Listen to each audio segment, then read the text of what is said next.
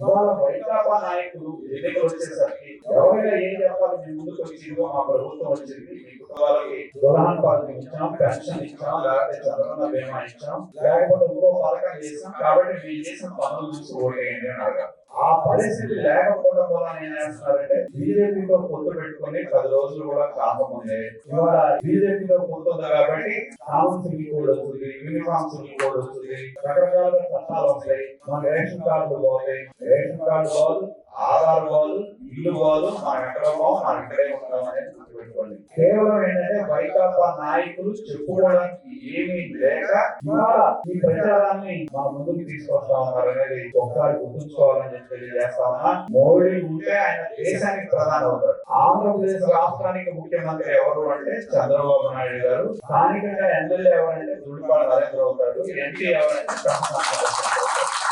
మీరు వేస్తా ఉన్న ఓటు సైకిల్ గుర్తు అనేది గుర్తుపెట్టుకోండి.